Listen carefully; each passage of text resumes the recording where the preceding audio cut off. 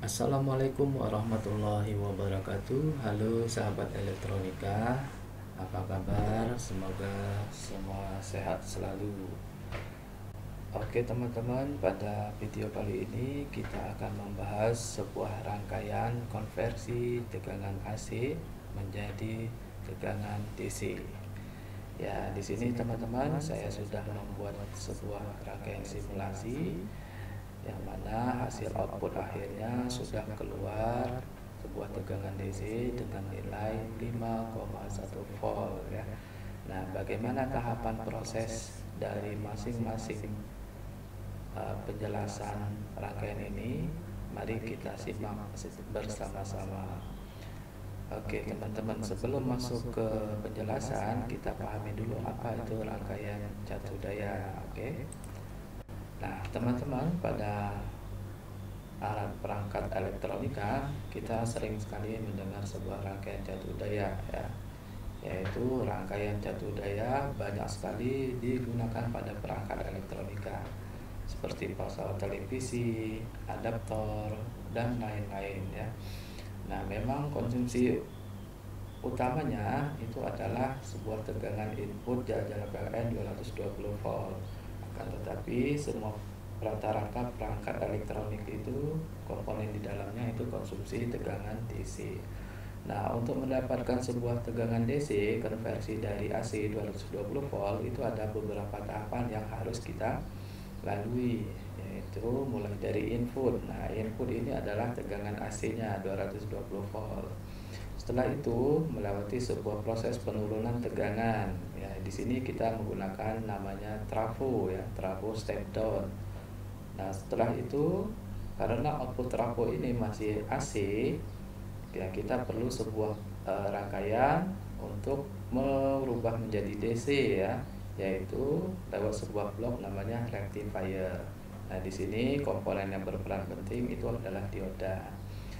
Output dari rectifier ini itu masih sangat kasar ya, jadi dia sudah DC tetapi DC-nya itu naik turun, perlu proses namanya filter untuk mendapat tegangan DC yang lebih bagus. Dan terakhir itu adalah lewat sebuah proses namanya penyetabil atau regulator dan menghasilkan output yang kita inginkan, tegangan DC yang kita inginkan.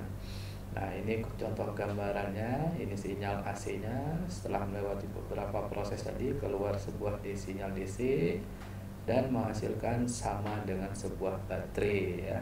Oke teman-teman, bagaimana proses dari masing-masing blok? Kita lanjut ke rangkaian simulasi. Nah teman-teman, di sini sebelum memahami rangkaian catu daya tadi ada beberapa hal yang perlu kita pahami, yaitu yang terpenting dari rangkaian power supply atau catu daya itu adalah blok rectifiernya itu sendiri, yaitu rangkaian penyiarah. Nah di sini kita mencoba mengadopsi yang penyiarah setengah gelombang. Sebenarnya dia ada dua ya, ada satunya itu penyiarah gelombang penuh. Nah, pada video kali ini saya hanya membahas yang penyiarah setengah gelombang.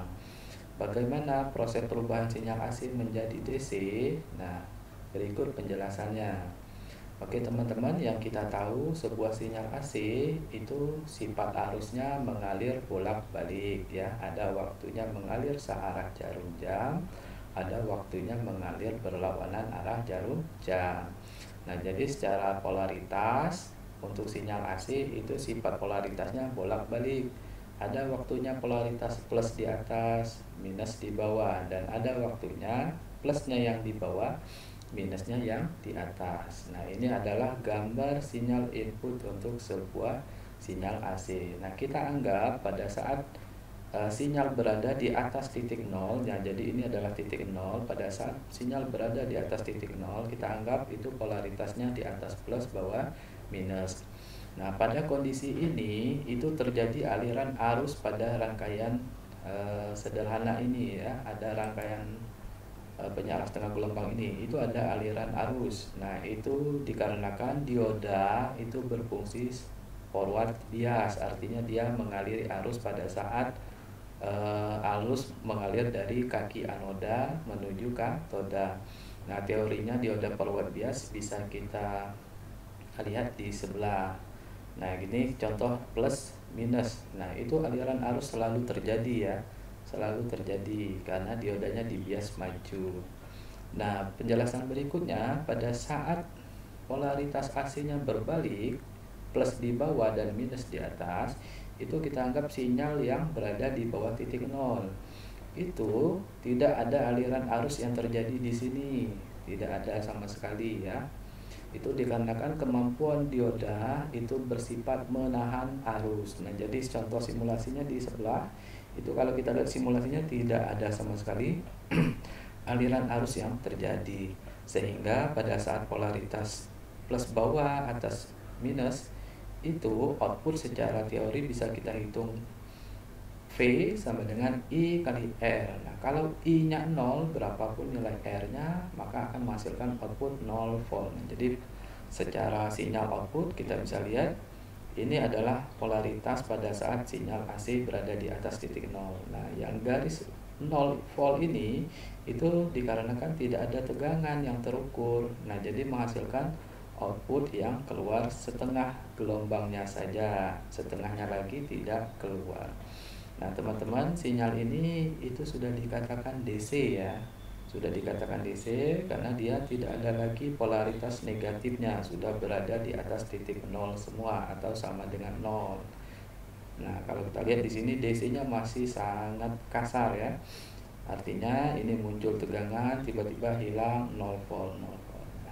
Nah, ini adalah rangkaian kunci dari sebuah rangkaian catu daya atau konversi sinyal AC menjadi DC. Nah, tahap berikutnya seperti apa untuk mendapatkan tegangan DC yang kita inginkan stabil, itu berikut penjelasannya.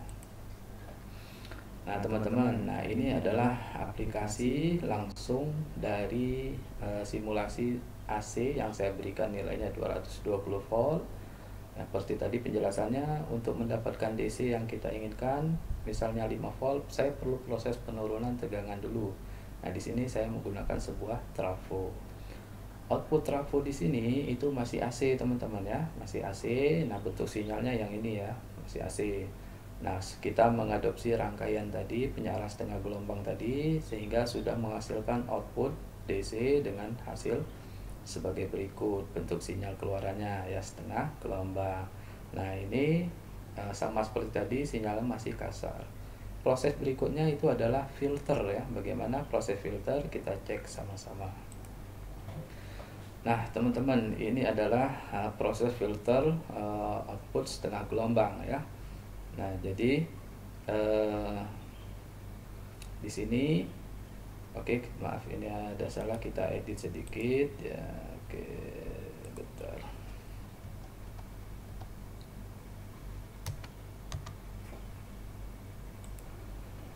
Nah, oke teman-teman, maaf ya.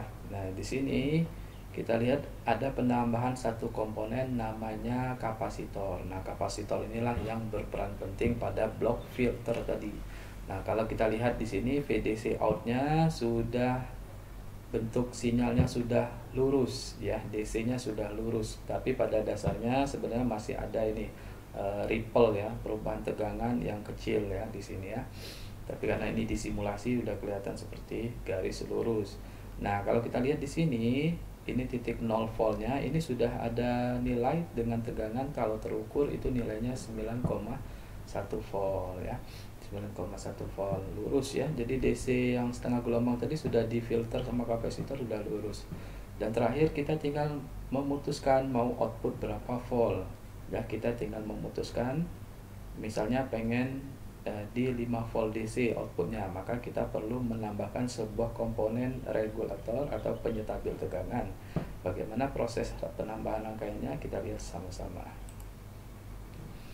Ya, teman-teman, ini adalah rangkaian terakhir kita yang tadi di awal, rangkaian konversi AC menjadi DC 5 volt. Nah, ini adalah komponen yang berperan penting untuk mengubah atau menyetabil tegangan yang kita inginkan. Nama komponennya adalah dioda Zener ya. Nah, jadi sifat dioda Zener ini berapapun inputnya dia akan mengeluarkan tegangan breakdownnya, yaitu misalnya kita pakai 5,1 berarti keluarnya adalah 5,1 volt. Nah, hasil akhir dari sebuah rangkaian jatuh daya tadi teman-teman, nah dia sudah mengeluarkan output 5,1 volt dengan input awal itu adalah tegangan AC 220 volt AC. Oke teman-teman, ini bentuk sinyal keluarannya ya. Jadi ini adalah bentuk keluaran sinyal sebelum proses penyetabil atau regulator, dan ini sebelahnya itu adalah bentuk sinyal keluaran setelah dilakukan penyetabil tegangan ya menggunakan zener, dan outputnya sudah mengeluarkan 5,14 volt.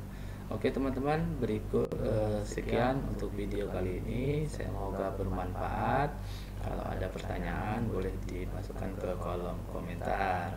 Terima kasih, saya tutup. Wassalamualaikum warahmatullahi wabarakatuh.